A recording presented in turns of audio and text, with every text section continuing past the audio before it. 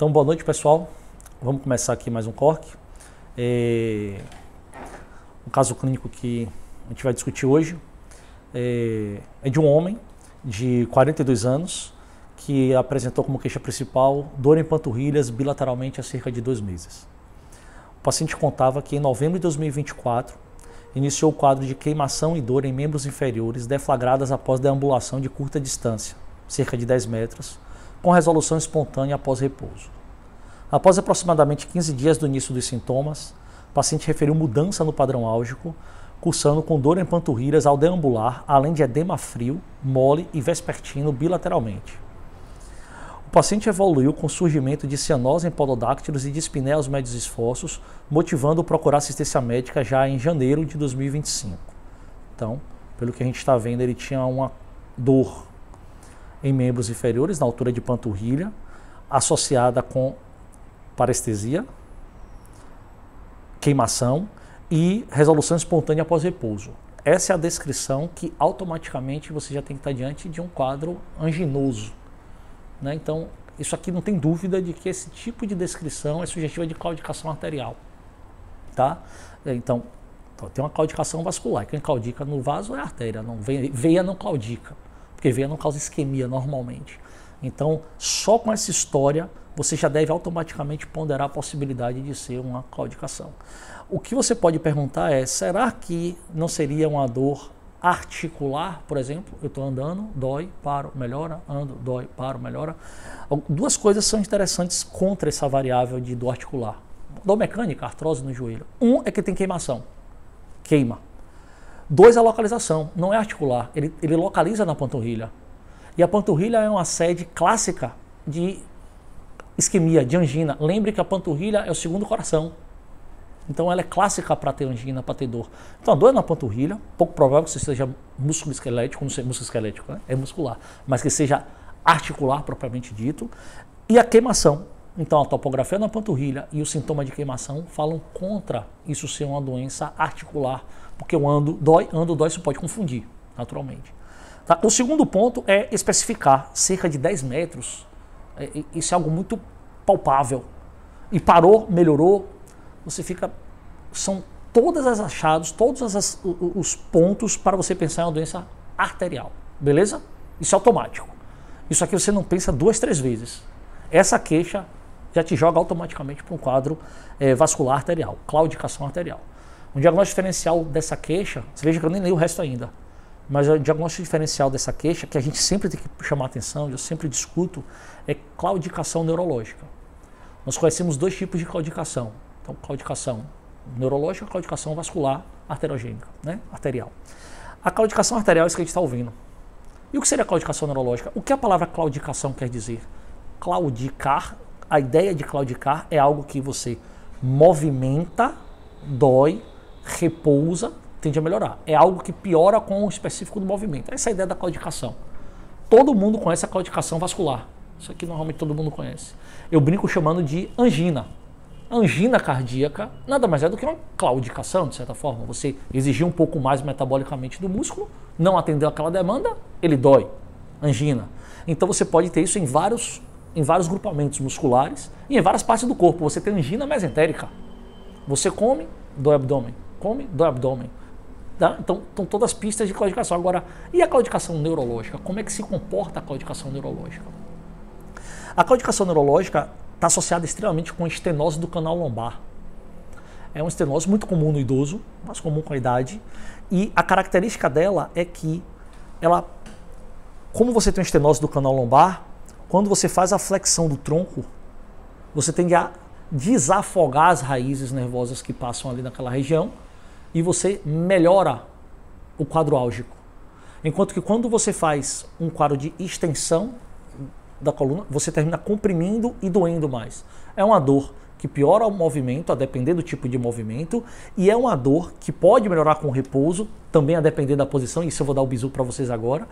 E essa dor, ela também tem sintoma de queimação, ou de ardência, ou de choque, porque ela é neurogênica, tá?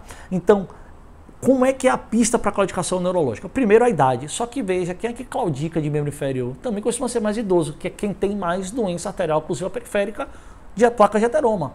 É o perfil de paciente. Então, o idoso, muitas vezes, é que você vai ter o diagnóstico diferencial das duas claudicações. A claudicação neurogênica, ela funciona da seguinte forma, como eu expliquei.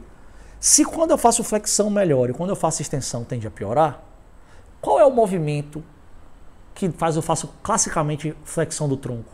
São dois. Correr, você quando corre inclina-se para frente, e outro, subir escada, que você inclina para subir. Veja que são movimentos que a claudicação arterial era para piorar. Correr, eu demando mais, então dói mais. Na claudicação neurogênica, não. Na claudicação neurogênica, por eu correr, eu tendo a doer menos, porque eu estou fletindo. Subir escada, que você tenderia a fazer mais esforço e, consequentemente, a claudicação arterial ser pior, o neurogênico melhora, porque você está fletindo. Então, claudicação neurogênica, estenose do canal medular, causa mais comum, né? Essa estenose pode ser de vários mecanismos, normalmente degenerativo, ela vai fazer a dor, especialmente quando eu desço escada ou quando eu ando. Enquanto que ela melhora quando eu subo escada ou quando eu corro. Essa é a claudicação neurológica clássica. A claudicação arterial tem a questão do movimento, tem, mas é o oposto. Assim, quanto mais força eu faço, quanto mais exigência muscular eu tenho, mais aquele músculo vai doer, vai incomodar. Então correr é pior do que andar. E ficar parado é melhor do que andar. Sabe, correr é pior do que andar e andar é pior do que parar. É sempre assim. Então nesse paciente, nós temos um homem de 42 anos com claudicação arterial, pelo que está descrito aqui. Chama bastante atenção essa possibilidade. E aí tem um relato aqui de que houve uma mudança no padrão álgico, aparecendo dor em panturrilhas ao deambular, até agora um padrão álgico parecido, além de edema frio, mole e vespertino. Epa, apareceu um edema. Apareceu um edema. A dor em panturrilha por si só não mudou para mim. Se ela está mais em repouso ou se ela está mais ao movimento, pode ser um agravamento do quadro arterial. É a classificação de Fontaine. Não sei se ainda usa essa classificação. A classificação 1, 2, aí tem 2A, 2B e tal, 3 e 4. Né? Classificação 1 não tem sintoma nenhum, mas tem alteração de exame, medida de pressão braquio, índice torácico ou índice da pressão braquial do tornozelo. Né? Isso. Esse índice ele alterou, mas você não tem sintoma, seria um Fontaine 1, por exemplo. Você tem o Fontaine 2, que aí você vai dividir, sei lá, 200, 300 metros. Ó, quando eu ando até 200, incomoda. Eu preciso andar mais de 200 para incomodar, 2A. Menos de 200, 2B, e assim por diante. 3, e já está na merda, se eu não me engano, dói em repouso. E 4, já tem úlcera, necrose e o cacete, certo? Então essa classificação de Fontaine, não vem ao caso, é coisa de vascular mesmo. Mas veja que nessa classificação ele pode estar evoluindo para um dor em repouso. Era 2 e agora está em repouso. Essa dor em repouso dele na panturrilha não está mudando para mim, mas o que ele diz aqui que muda é o edema. Claro, doença arterial não costuma inchar. Quem incha é doença venosa. Então, como é que eu tenho uma doença arterial e eu estou fazendo edema? Para uma doença isquêmica, uma doença arterial isquêmica, fazer edema no membro, eu tenho que estar pensando em infarto muscular. Eu estou fazendo infarto muscular e esse infarto muscular, o músculo está necrosando e isso pode sim estar cursando com risco de fascite necrotizante, inclusive destruir tudo, necrosar a zorra toda lá dentro e o cara perder a perna. E aí você pode estar pensando no agravamento do quadro arterial. 2. Quem é que incha? Um edema mole, como está descrito aqui assim, um edema frio, mole, vespertino. Isso é estranho. Isso é altamente sugestivo de um quadro venoso. Edema vespertino, final do dia, estase, o sangue não reflui adequadamente, certo? Então isso me gera algum grau de confusão, de possível variação. E quando a gente escuta essa história, você tem que dizer, ele tem uma doença arterial e ou venosa. Certo? A doença era arterial. De repente começou a inchar. Um edema vespertino. Não é um edema de infarto muscular. Né? Fazendo síndrome compartimental. Não é isso que a gente está ouvindo. O que eu estou ouvindo aqui é um edema vespertino. Então, opa, será que está com quadro venoso? Mas aí, peraí. Então, a coisa vai complicar um pouquinho o nosso raciocínio. O que é que faz arterial, o que é que faz venoso de oclusão. Deu para entender a ideia, o raciocínio? Beleza. E aí ele evoluiu. Ele evoluiu com o surgimento de cianose em pododáctilos e de espinéus médios esforços, o que motivou ele para a emergência. Ou seja, ele evoluiu com a isquemia que a gente esperava. Isquemiou o dedo. Vai perder o dedo, vai perder o pé, vai perder, se depender do negócio andar, você vai amputar tudo. Então, desse arterial não temos dúvida. O que nós estamos em dúvida aqui é a doença venosa. Tem ou não tem a doença venosa? Veja que é só com a história. Óbvio que tem um exame físico, porque tem um dedo roxo, tem ectoscopia, que você já está ali olhando. Mas, de uma maneira geral, a gente não tem maiores elementos na história, mas você já sabe que trata-se de uma doença arterial, que eu não sei qual é a etiologia. Não tenho a mínima ideia, a gente vai trabalhar essa etiologia. E a gente sabe que parece ter uma doença venosa. Veja, esse é o momento de lembrar, não estou dizendo que é o caso, de lembrar das flegmásias. Quem são as flegmásias? As doenças venosas, ou seja, tromboses venosas profundas que complicam com isquemia arterial, com doença arterial. Então, flegmásia cerulean dolens, flegmásia cerulean albans. O mecanismo fisiopatológico é bem questionável, ninguém sabe explicar muito bem. Alguns autores colocam que o edema pelo edema é tão grande na perna, quando você faz a obstrução venosa, que esse inchaço da perna faz compressão vascular arterial. Isso gera isquemia.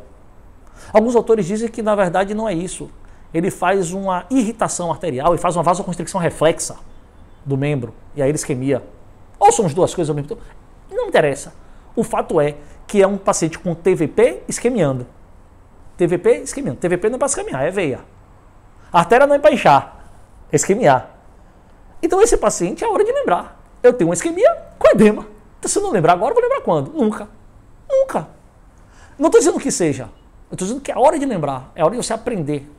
E quem nunca ouviu, é hora de ler, conhecer. Inclusive está dado o bizu. Como é que se estuda? Porra, como é que eu vou estudar um caso desse? Você pode pegar um caso desse, no final das contas é DALP, placa de ateroma e foda-se, não tem mais nada para estudar. Peraí, porra.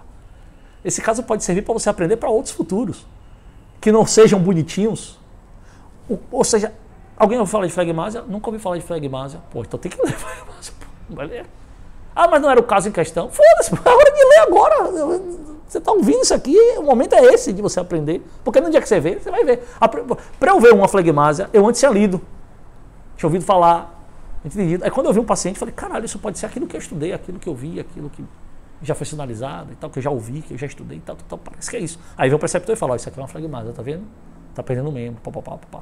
A flegmásia, por que eu acho que não é esse caso? Eu falei, é hora de lembrar, mas não acho que seja. Porque a flegmásia, o que vem na frente é a TVP. O que é que está vindo nesse paciente? É a doença arterial. Esse doente está vindo pelo colo arterial e depois ele está inchando. Esse doente não está vindo com a TVP, com edema e depois isquemiando. A história está clara, ela está bem contada. Há 2 meses, novembro, sei lá, papapá. E depois mudou o padrão e evoluiu assim. A TVP viria na sua cara. E para fazer flegmásia, as tromboses venosas profundas que mais fazem flegmásias são as tromboses venosas profundas proximais. E quando eu digo proximal, é bem proximal mesmo. Por definição, eu não sei se... A gente nunca teve a oportunidade de discutir no corpo, eu acredito que não lembro. TVP, a gente nunca discute normalmente isso, nem em enfermaria, nem em lugar nenhum. Ninguém nem para ler. Esse é aquele assunto, como celulite erisipela, infecção de partes moles, pneumonia adquirida na comunidade. Pouco a gente para ler mesmo. Deixa eu estudar aqui o livro, pegar o tratado do Mandel, deixa eu pegar aqui um tratado de vascular, angiologia, de cirurgia geral, dar uma olhada em trombose. Lê mesmo. Não lê só tratamento, não. Lê desde o início ao fim. E pouco a gente vê que a trombose venosa, ela pode ser profunda ou superficial. Tanto que quando a gente fala TVP, a gente já está meio que subentendido que é profunda, claro. Mas se estou falando que tem profunda, é porque pode ter superficial. E tem a outra coisa, tem a trombose venosa proximal e distal. Então aqui você brinca que você cria 4 possibilidades. Uma trombose venosa profunda proximal, uma trombose venosa profunda distal, uma trombose venosa superficial proximal, uma trombose venosa superficial distal. Captaram? Que você cria 4 possibilidades e subtipos de tromboses venosas. Então, o que vocês normalmente estudam? As tromboses venosas profundas. Que é o que a gente está discutindo aqui nesse paciente com possibilidade, que normalmente incha. A trombose venosa superficial, como é que ela se comporta? Lesões eritematosas, doloridas, naquela região específica, no cordão daquela veia. Como é que vocês veem isso? As tromboflebites de acesso são um exemplo. Mas pense se o cara tiver aquela sintomatologia sem ter tido acesso. Pronto, tromboflebite superficial, onde você tem algumas causas. E diagnóstico diferencial com paniculite, com eritema nodoso. É um diagnóstico diferencial importante, porque placa nodular, dolorida e vermelha. Você pega, dói. Tem um caroço? Tem. Trombose venosa superficial, certo? Então, o que vocês discutem? TVP, trombose venosa profunda. Essa que vocês discutem, essa que vocês estudam. A trombose venosa profunda, eu dividi em proximal e distal. Aí eu falei que flegmásias complicam mais as tromboses venosas profundas proximais. Eu ainda falei, muito proximais, bem proximais. Eu ainda falei isso aqui agora. Por que eu estou querendo dizer isso? Porque o proximal é poplita para cima. É maior ou igual, tá? Poplita para cima é considerada trombose venosa profunda proximal. O que isso implica do ponto de vista prático? Maior risco de TEP. Sempre que você tiver uma trombose venosa profunda proximal, o risco de TEP é maior. As tromboses venosas profundas distais, em regra, não embolizam. Gastrocnêmio, sólio, em regra, não emboliza. Já poplita para cima, emboliza. Só que a flegmásia complica as TVPs, tromboses venosas profundas, proximais, bem proximais.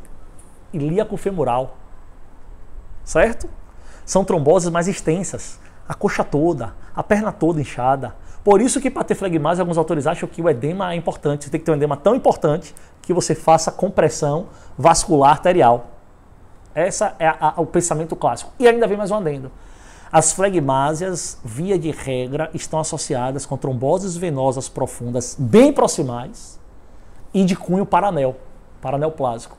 E ainda vou ser mais específico, e vou repetir.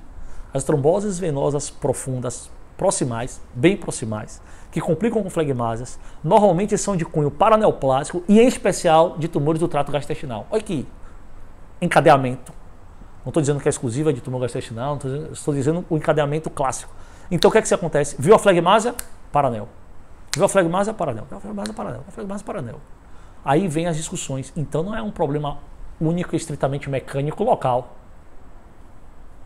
Me parece que não. Certo? Por sinal, pergunta do milhão. Qual patologia neoplásica é típica de fazer trombose? Inclusive, muitas vezes é altamente trombofílica.